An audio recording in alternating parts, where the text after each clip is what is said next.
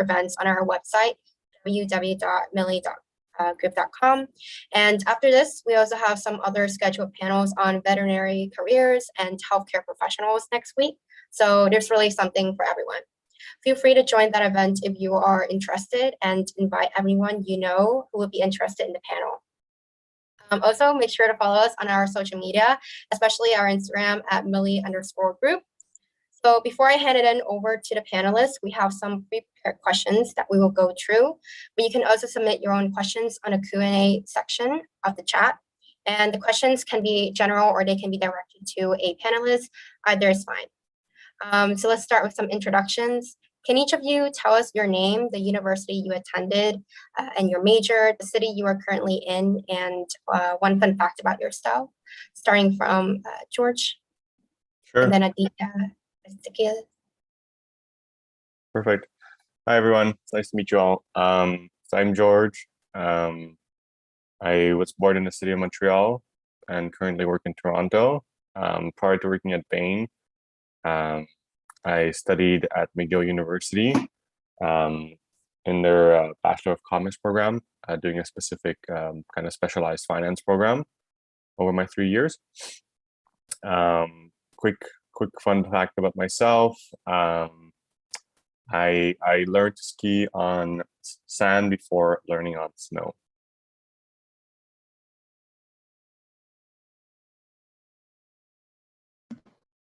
All right, I think I'll go next. Hi, everyone. Great to meet you. My name's Aditya. I'm currently an analyst at Roland Berger in the Dubai office.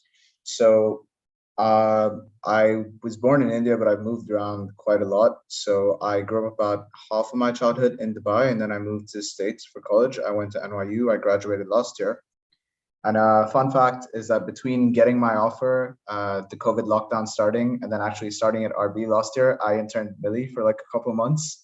So I think I have some background of how this runs.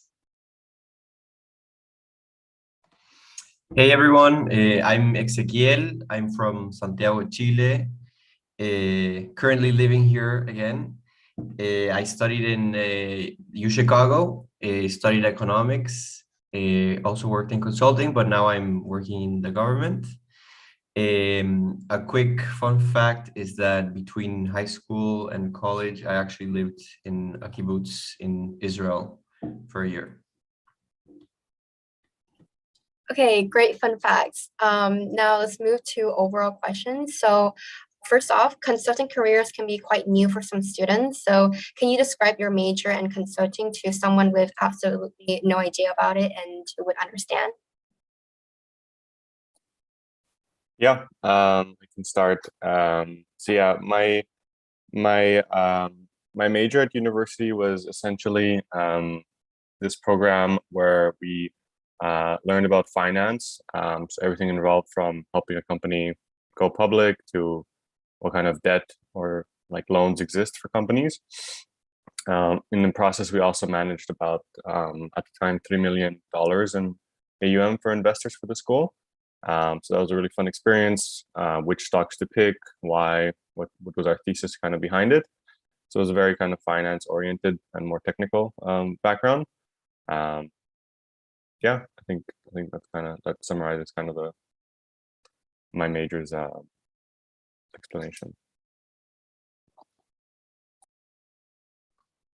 I think mine was pretty straightforward. It was pure economics. I focused more on the policy track than the more theoretical track. So a lot of focus on international economics, economic development, but nothing too fancy. Standard economics. Yeah, so I studied economics and it was very blurry, but I think it's lots of like kind of more than just economics. It's kind of understanding like social science research, understanding how conclusions are made, how to look at statistics, you know, even in the more qualitative, quantitative side, which is pretty useful for consulting. With a lot of math and also a lot of, you know, electives that kind of gave you that added, you know, insight of like more qualitative things that are interesting too. Yeah, that's great to hear. What made you want to study either economics or investment management in general? Sure. I think since high school, I had a very keen interest in kind of like business and kind of the major news and financial news, especially growing up during like the financial crisis. I think that was something that was very present through my like earlier years of schooling, and so I just had a very keen interest on that and like the stock market, and thought it'd be kind of a natural fit to do this program at McGill. Yeah. I think mine was much more a trial error sort of experience. I started off as a computer science major, took a class in data structures and realized that was not for me. So I was kind of doing political science and economics side by side for the first couple of years of university. And then I decided to stick with economics because I felt that it would give me the best route into consulting, because I kind of decided consulting is what I wanted to try out of college. And then I just stuck with that. Yeah, I mean, for me, I really like social sciences, was interested in sociology and economics, and kind of was something natural for me. Also coming from Chile, there was this bias to study economics. So yeah.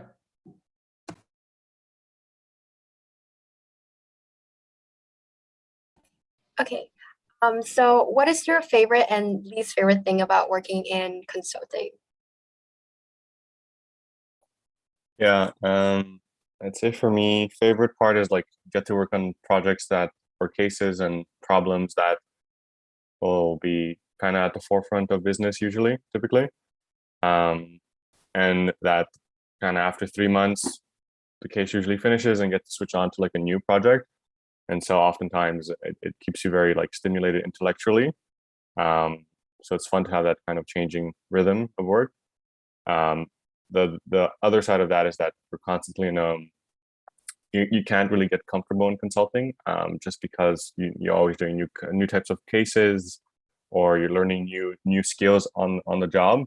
And so I'd say it's, given the fast pace and like the changing nature of it, it's also something that takes a bit of time to get comfortable with. Yeah, I think for me, it's pretty much the same as George. The different kinds of projects you work on and the fact that you're constantly trying different things, that's great. And I think a really nice thing about consulting is you're working with people who are really, really the experts in their industries. So I work a lot in the digital practice, and one of our senior partners runs a couple of angel investing funds on the side. So for me, outside of work, to learn on that side of stuff is really great, working with these sort of people. It really lets you expand your knowledge and learn a lot. The flip side is that the hours can get a little tiring, especially if you're flying in and out every week. 15, 16-hour days get tiring really quick, but you kind of get used to it. So it's not the end of the world. Yeah, for me, I mean, this is a very big question. I think what's super cool about consulting, at least in my case, is like the group of people you're working with. I think there's a very cool environment. People are super smart, super collaborative. You really learn how to work as a team, how to like set goals, how to like be positive about, getting to results on time. You're learning like, you're always kind of on the vanguard of like what you're doing. You have the best resources, the best research, technology, etc. So that's super cool. And yeah, you learn a lot, like professional development wise. And me, as someone who left consulting, also like the doors that it opens to you, it's like amazing, like much more than I expected. Like everyone wants to have people from consulting in their companies. And yeah, one of the bad things I think is kind of the hours. It's always something I wondered why we couldn't work less hours. But I think because of the work you're doing, sometimes you have to work more hours. And that sometimes after like a couple of years, you get kind of tired, and you see that in like the industry, like different job offers give you a lot of pros and less hours, so you kind of decide to change. And I think another negative sometimes is depends on the geography. At least in my geography, is that you don't specialize so much. So sometimes you see other people taking like career paths that are more specialized, and they become more of a niche. And sometimes in consulting, you kind of need to balance that and how much you're specializing or how much of a generalist you are. Okay, great. And we have Takasa just joining us. So can you give some introduction and tell us your name, the university you attended, your major, and maybe one fact about yourself? Sure. Hi, I'm Scus. I'm sorry to be late. I had some technical difficulties. I was not a panelist. I was part of the audience group, so I couldn't speak up. So yeah, thanks for having me. I graduated from the University of Toronto in 2018, Bachelor of Commerce.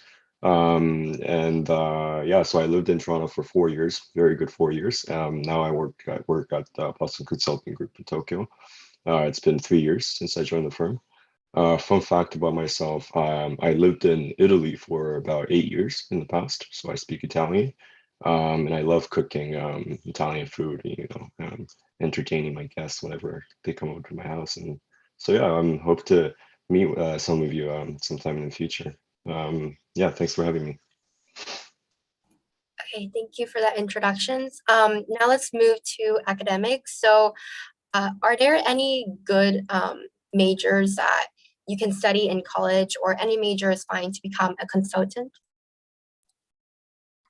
Yeah, I think from experience at least, if you're working in Canada, so the typical route is either you've done a business major, so Bachelor of Commerce in Canada at least.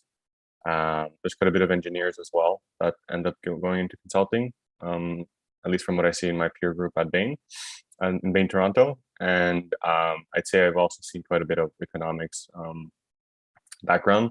I'd say it's maybe slightly less common in Canada, just given a business background or like a business major is not as infrequent as like in the United States, or I think most schools don't typically offer that as like a starter bachelor program. Yeah, I'd say it's pretty much the same. It's mostly finance, economics, engineering. But having said that, there's no hard stop. I have friends who did like literature and consulting. It is a little bit harder, especially once you start, because you have to pick up some basic level of finance and economics. But I don't think you can't do it from any major. It's just certain majors prepare you better, let's say. Sorry. Yeah, I think it very much depends on geography. At least that I was exposed to both the like US and the South America process. In South America, everyone's an engineer. There's like no artists, no lit majors, nothing. And I was super impressed in the US where like there were like English majors and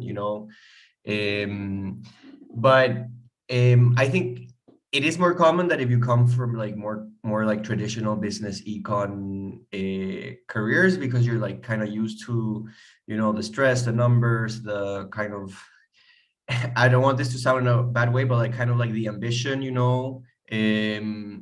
so I think there isn't a career, and I think if you're like a good thinker and if you really want it, you can get it. But of course, I mean, academically, I don't think nothing prepares you more. Maybe like at the end, to get into consulting, you need to think well and communicate well, and think out of the box sometimes or inside the box. And I don't think econ will give you more that than being a literature major.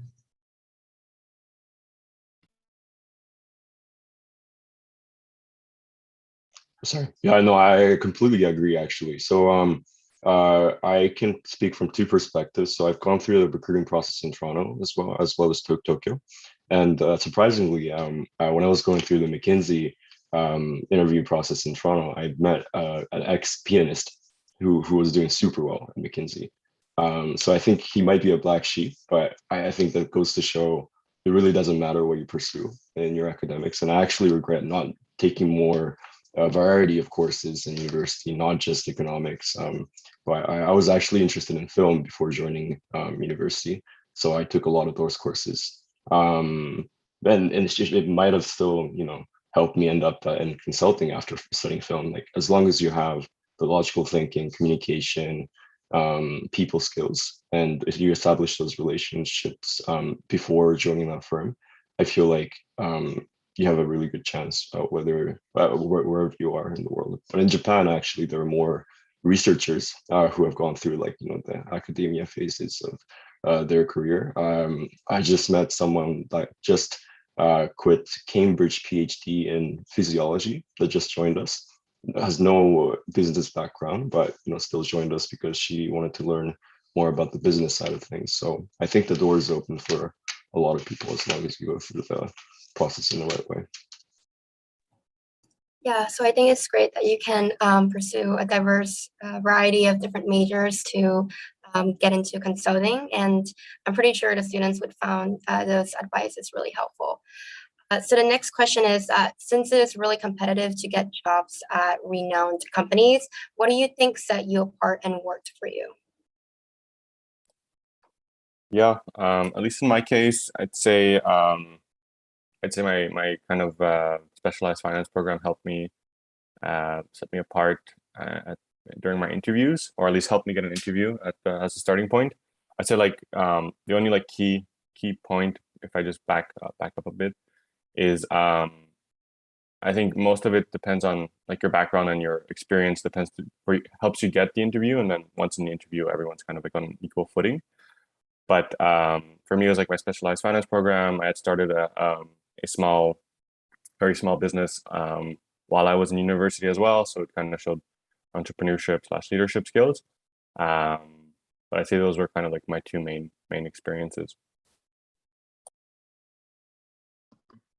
I think in my case, it was more building the sort of story for consulting. I mean, majority of what we do in consulting is building the story out of what's there. So I interned at a couple of startups. I interned at a couple of large corporates, so an airline and a telecom company. And the sort of thread I used to link all of it was that I worked under people who were consultants across each of these, whether it was the startups or the telecoms. And going into an interview, it was a good story for me to say, look, I kind of figured out I want to do consulting because I tried all these different things. And the people who were in consulting told me that this is probably a good fit and I want to try it out. And also to say, I don't really know what I want, so I want to try a bunch of different things to consulting. I think that was, let's say, the lead up to the interview. And then in the interview, yeah, like George said, everyone's kind of in the same foot. It's just about how well you're able to be yourself, because everyone can do the case if they've tried hard enough. It's just how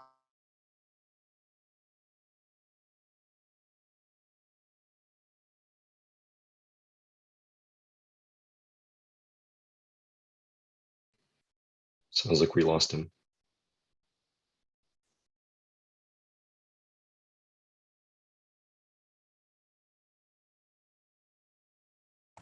Do you want me to go or? Yeah, okay. So I guess in my case, I had a lot of leadership experience and variety in my jobs and stuff. But I always give this advice is that I honestly think the most important part of the process is the case interview. And at least in Bain, they give you a test before, and it is very results oriented, and this is a consulting world. So you can have a lot of cool experience and whatever, but at the end, you need to have that core, problem solving, not complicating yourself so much when you're trying to figure something out. And at the end, that's what got me in. I practiced a lot for cases. And I honestly think if someone practices a lot, and masters the case, it's very high chances you're gonna get in. You can have, everyone has a cool experience, but and I think why is that important? Also, more than the case is because you can be someone who can achieve a goal and like work for it, not necessarily just like the like mind part of it, but also the determination. And it's like, okay, you're going to do your homework and achieve this goal. And I think it's super obvious. I've been in interviews like from the other side now, and it's super obvious when someone's prepared. And if someone's prepared, it shows interest. It shows that you can, you know, get things done. So for me, it I don't want to like reduce it to that, but just the case interview is probably what got me in, to be honest. I completely agree. I think there are a lot of things that you can control in terms of your interview process, which is, you know, how well you do in the case interview, which is something you can practice, right? But I want to preface my answer by saying there's a lot of luck that's involved in the interview process as well. I feel extremely lucky that I got selected. And a lot of people that are super competent, more competent than me, didn't get the same job. So I think luck plays a huge role. So you shouldn't be too bummed about it if you don't get certain roles that you apply for and you didn't get. It's a numbers game, really. So the more jobs you apply for, the higher the chances of you getting recruited. But having that said, luck is something you can't control. But what you can control is the case interview. And I think I'm on the other side of the table where I'm like interviewing people as well. But it really comes down to, do I really want to work with that person? And what makes you want to work with a person is if you know how to solve the problem, and if you know how to communicate that problem and the solution really well. So I think it really boils down to these two core skills. And if you try to hone that before the interview and practice it with the right people, I think that increases your chances of getting the job that you want.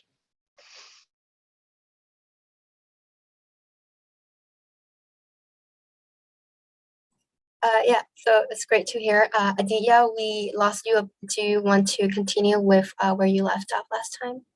Yeah, I'm sorry, my laptop decided to quit. I'm not sure where I left off. Not sure how much it covered, but I think everyone else in the panel pretty much covered what I was going to say. I think the interview part, especially like Scasa was saying, I mean, the casing part does involve luck and you can prepare for the case, but like you said, it's about bringing out your character and showing that you're able to think and solve a problem and communicate that clearly, but also be someone who's fun to work with. Because if you're going to sit on long plane rides and work 15-hour days with people, you don't want to work with someone who's really boring. That really makes a difference in an interview. Yeah, thank you for the advices. So in regards to internship or work experience, have you had an internship in college and what was your experience like? Sure. During college, I worked, I had, I think, 2 internships, so total my 3 summers, basically. My first one was kind of in a pension fund in Canada. It was more like an operations role. My second one, which I find more interesting and was more relevant to helping me get a job in consulting, was an internship in asset management with a large bank in London. So that was very fun. I got to help evaluate whether to invest in like ships and other kind of transportation related assets. Yeah, so this was a pretty fun internship. I'd say it just helped like furnish my CV. It helped me gain a bit, maybe a more of an academic, sorry, not an academic, a more practical view on business and like just being more quantitative or quantitatively focused in my work compared to school.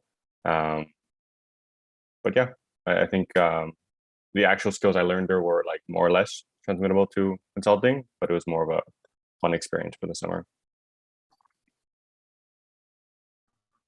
I did a bunch of internships, so pretty much every summer, so freshman year, sophomore year, junior year, but then also senior year because I had a break because of COVID.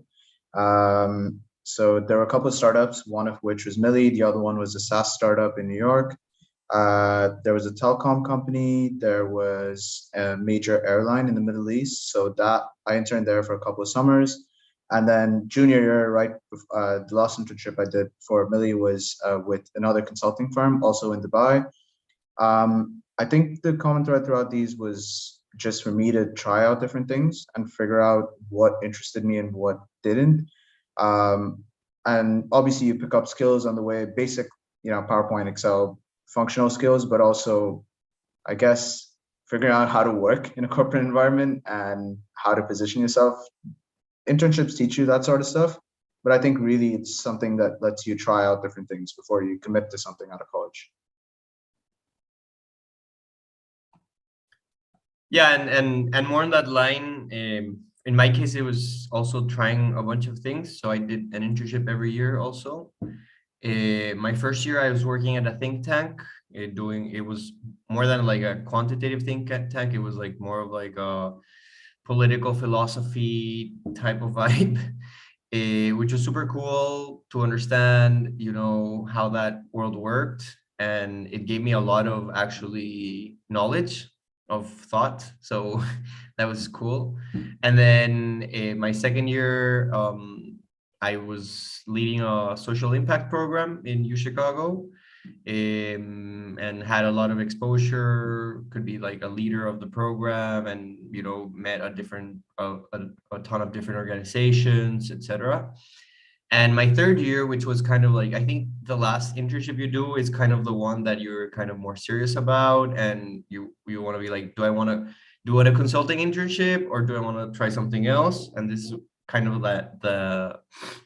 that battle, let's say. And I was actually very much between investment banking, thank God I didn't go through that, or consulting. So I did an investment banking internship, just to try it out. I did like it, but yeah, I worked in like M&A in Santander, which is a big bank here. And yeah, so it was kind of trying different things out, and then deciding I wanted consulting after college.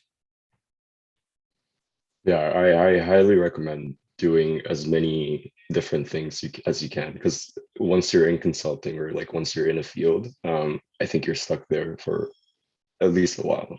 So I think the opportunity to explore is really when you're in university. So I highly recommend that. And in terms of my internship, I did a bunch of things in Tokyo, in Milan, where I was, and also in Toronto, where I was for school. And I think the most memorable one was in Toronto, when I was working at Toronto Dominion Bank, so TD Bank. They have presence in Canada, but also I think in US as well, on the East Coast. And I was working on their blockchain strategy team. And yeah, it was back in 2017. So I think it was when crypto conversations were starting to pop up more and more in the mainstream media. And we were thinking about the use cases of blockchain within a bank context, which is really interesting, because blockchain is something that tries to basically render redundant these banks, right? So I think it was a really interesting topic, but also it was a good story that I could make for myself when I tried to interview for other firms, and create that edge as something that I was really passionate about, that I can talk about, and it shows that I can own a topic and explain it well, which worked out for me in the interview processes.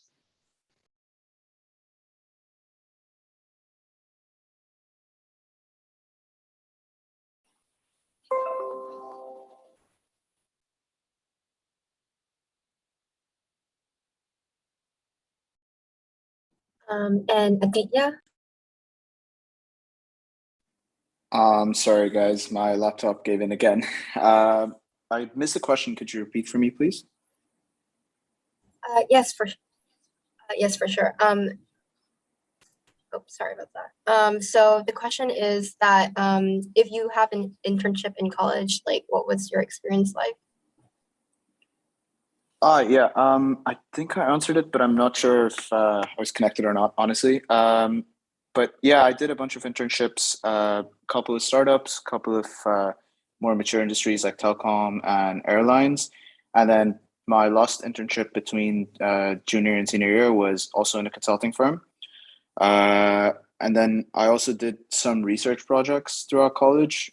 It was a lot of trying out different things just for me to, let's say, experience different industries before I committed to consulting, even though I was pretty sure I wanted to try consulting out of college. Yeah, okay, thank you for that recap. So let's move on to some questions about work. So because there are so many different business areas and industry verticals that you can specialize in, what are the areas that you are focusing on, and how do you decide or land in consulting out of your major or your internships?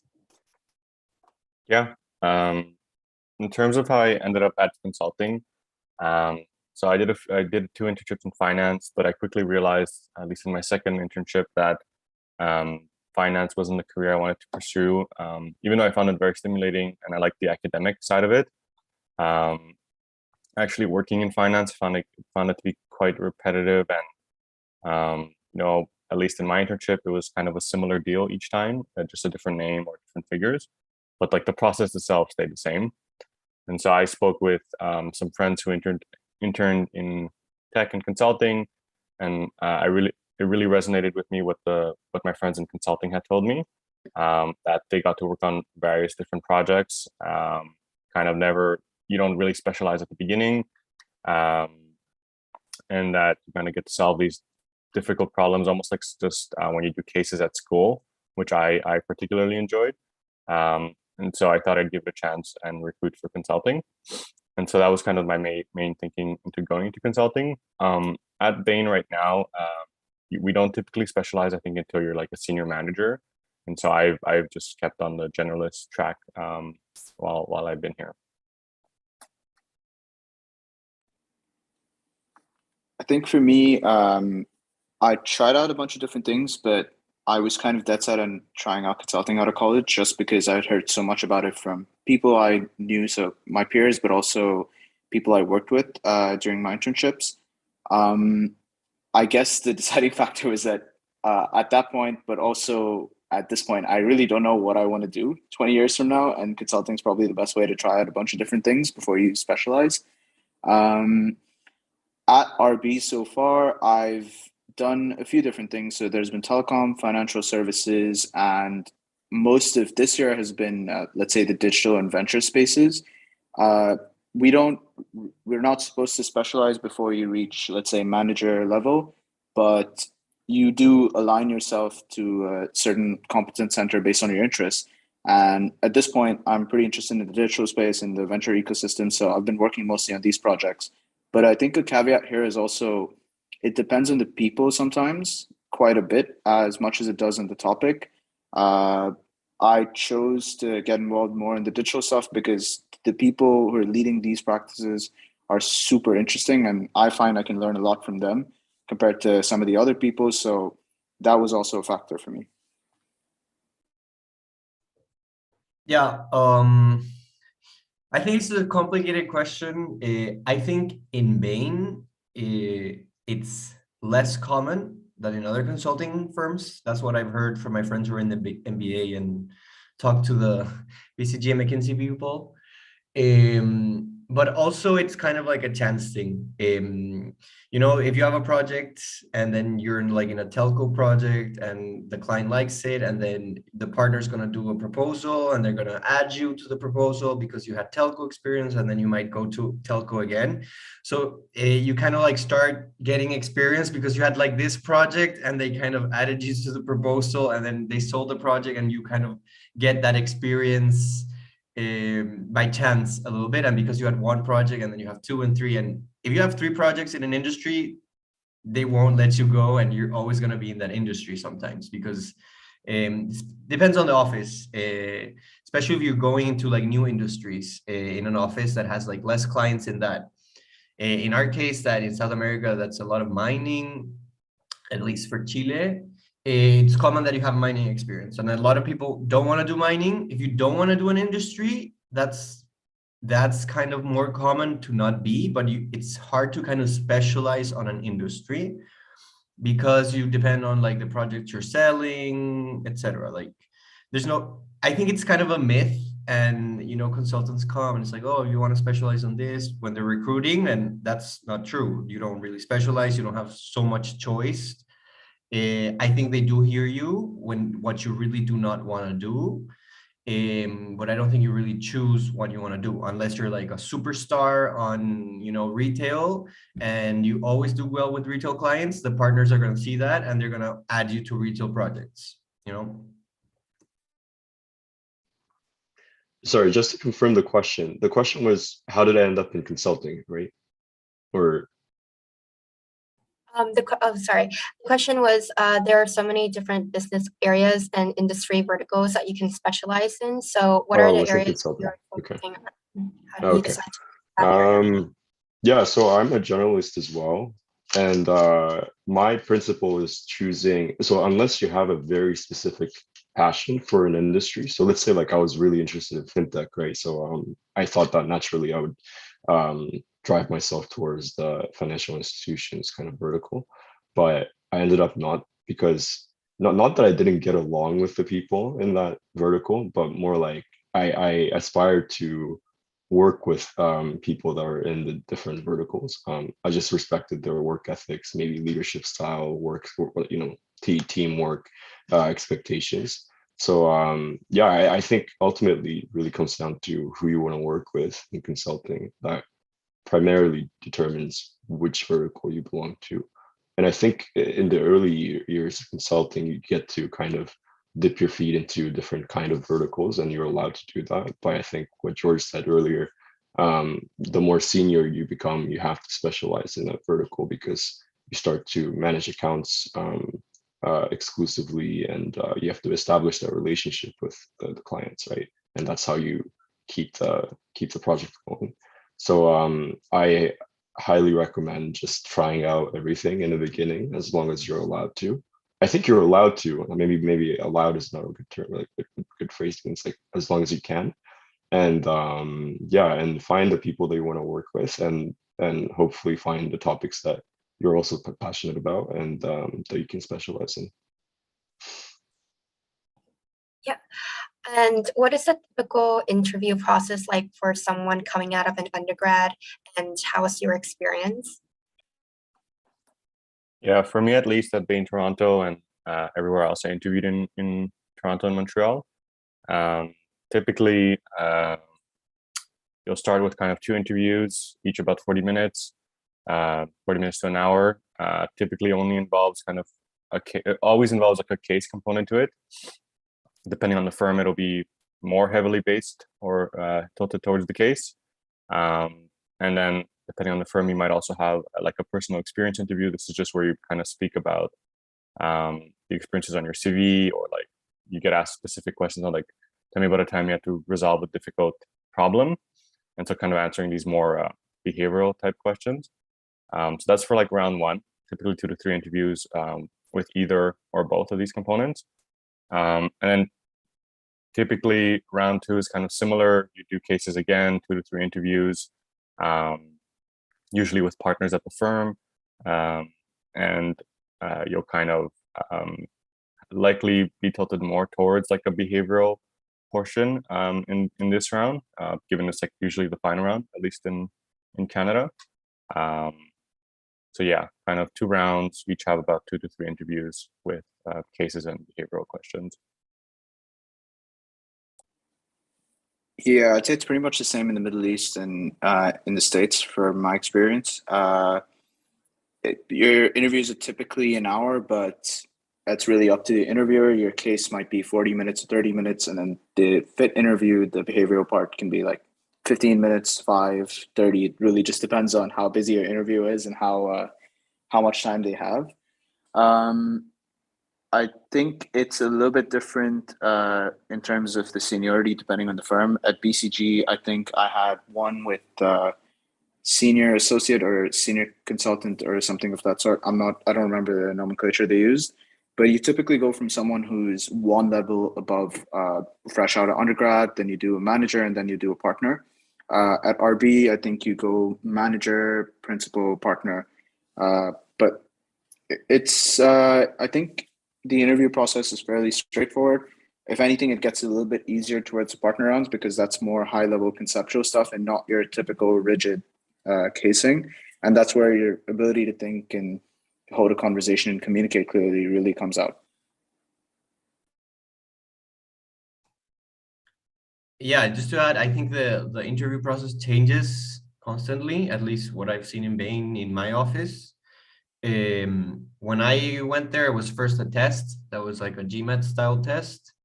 And then after that, you were like filter. I mean, first CV, but they don't really filter with a CV. They filter with a test. I think in the US they filter more with a CV.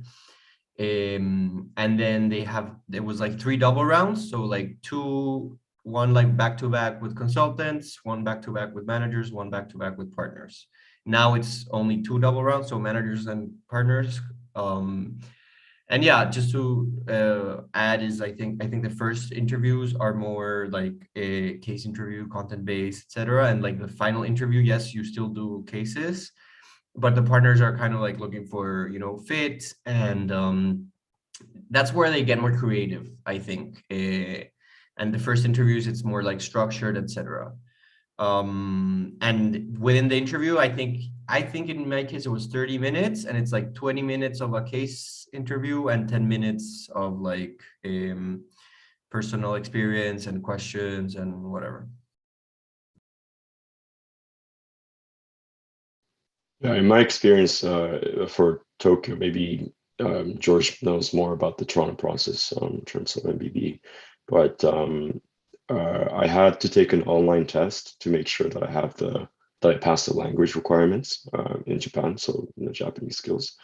And once I passed that, I did 2 case interviews and then a short-term internship for 2 days or 3 days just to see how I work with others.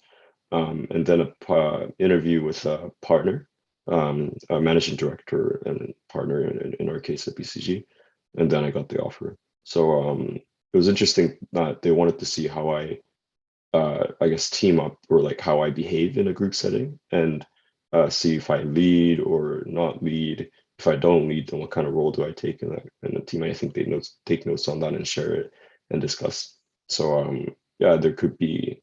I don't know if that's unique to Japan or maybe in other regions they do something similar, and I thought it was interesting.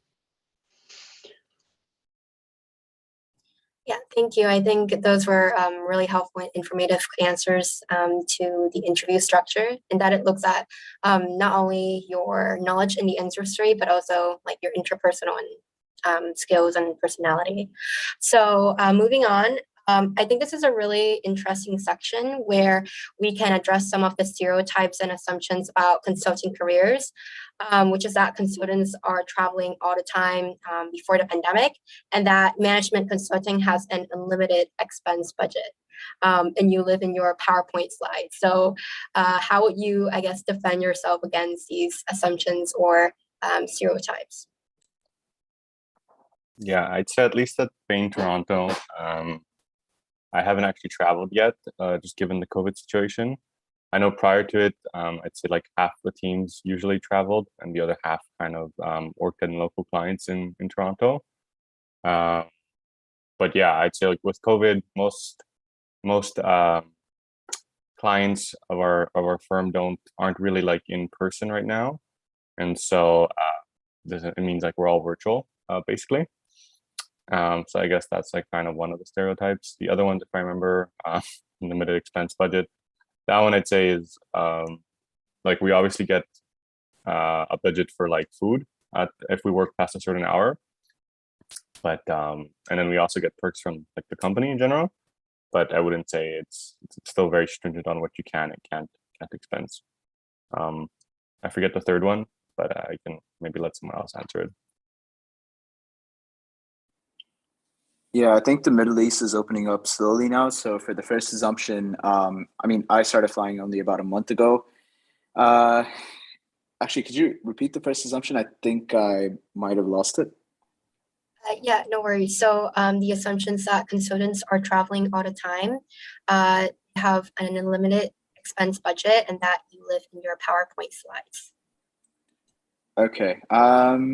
Yeah, for the first one, I think there is some travel coming back, at least in the Middle East, but also more and more so clients are comfortable with projects being done virtually, apart from maybe you fly in for just a really important meeting with the CEO or the board or something of that sort. So I think the flying aspect is changing a lot. For the second one, yeah, I mean, the perks are great. The expense policy is obviously really nice. Saves you a lot of money in groceries, but I don't think it's an unlimited expense budget. Let's put it that way. You're not going to be ordering bottles of champagne each night. As to the third one, well, yeah, I think 80% of it you live in your PowerPoint slides, but then also there's the 20% of Excel models. But no, really, look, the PowerPoint slides are just a way to get your point across. I think one of the best parts of consulting is when you have a problem or you have, let's say, a challenge that you want to resolve. It's sitting in a room with your whole team and just spending like 2 hours brainstorming and thinking about a problem. I think that's probably the best part of the job. Is this being recorded? Just kidding. I think it is kind of true in a way, even though like you don't have unlimited expenses. At least in our case, it was like you have Uber like every day when you want, like there and back, and then you have meals every night. And then if you're in a travel case, that's like a different story. Like you have expense to travel, you have like a lot of a big budget. So it is kind of true, at least from all my friends. I think it's the industry with most expenses and the most generous policy. In COVID, actually, a lot of these benefits were reduced, and that kind of was not very well received by the consultant pool. But yeah, you had like all these expense policies, very, very generous, much more than average in that sense. Traveling, I think it depends. I think at least for Bain, I know we travel the least, but I was working in Bain in Sao Paulo for a year, and because Brazil is so big, like a lot of people traveled through Brazil. But I never traveled, for example. The only travel case I had was like during the pandemic, so I was actually at home.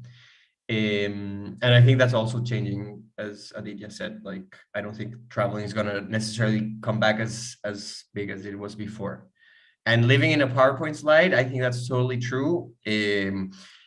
At least everything you do will end up there. You also do like a lot of meetings and workshops and etc. But our output is PowerPoint. Even like your Excel model is gonna end up in some way in a slide. And if you brainstorm with your partner, you're making slides. You know, you're not making diagrams or stuff. You're kind of. We always think about communication when we think about results. So yeah, I think they're kind of true, to be honest, in my opinion. Yeah, I think Tokyo's a bit particular in that we're not traveling all the time because all our clients are based in Tokyo. So I think even pre-pandemic, we never really travel. So when we hear about these like US consultants like traveling from Monday to Thursday and then coming back to home office on Friday, it's like, oh, well, that's really different from what we experience. So in that way, we kind of benefited from the blow that you guys got post-COVID when all the perks were taken away. Like nothing really changed for us pretty much. So in terms of the expense policies as well, like not much really changed. So the same benefits that we got pre-COVID, we got post-COVID as well. So that was nice. Unlimited, I wouldn't say unlimited.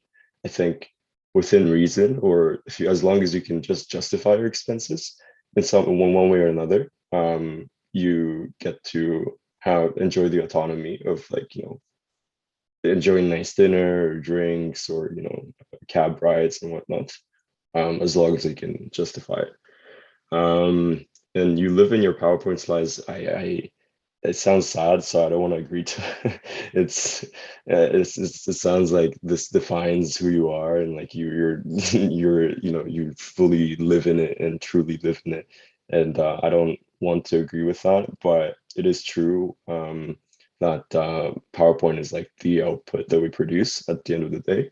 It is an important part of our job, but I think it was Aditya that said it's just a tool that we use to convince clients or communicate with clients. So I think minimizing effort that's put into PowerPoint is good, and maximizing like how we communicate or like tell the story to the client is more is more the direction that I want to take in describing what consulting is, I guess.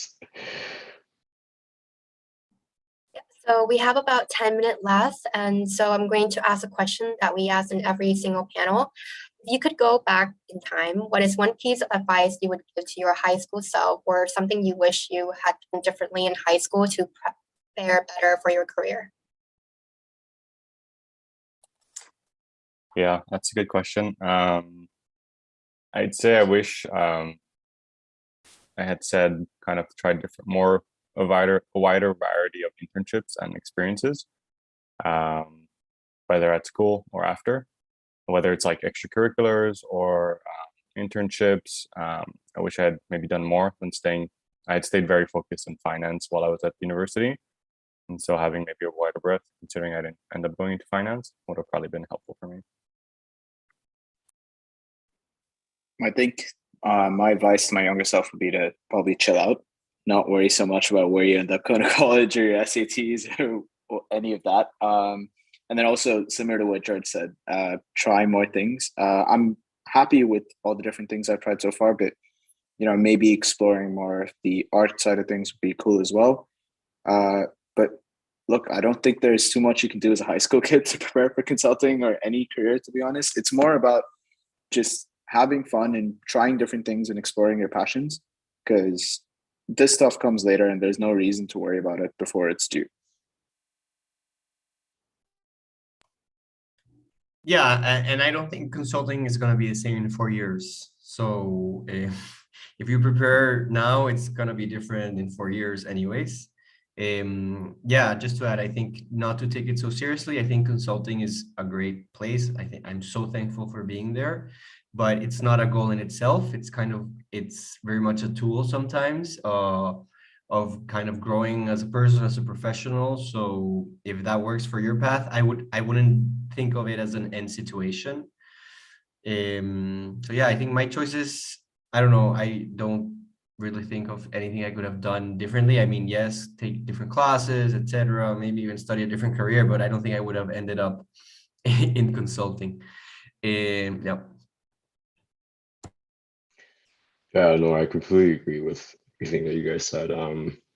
Like just take it chill. It's easy to succumb to the pressure of, you have to prepare for SAT, IB, and all these different programs. But at the end of the day, I wish I was a little more out of the box and like crazier and be able to tell these like, crazy high school stories that, my other friends would be able to tell. And I think those are more important at the end of the day. Like if you look at yourself 10 years down the line, like you will end up getting a job somewhere, right? So I think just enjoy as much as possible in high school, and yeah, don't worry about the future too much.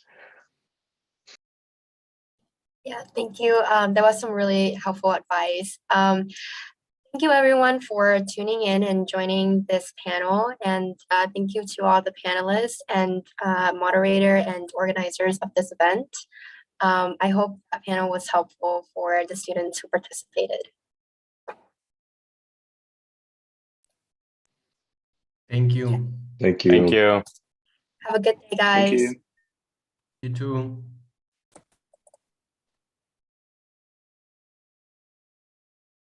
Thank you.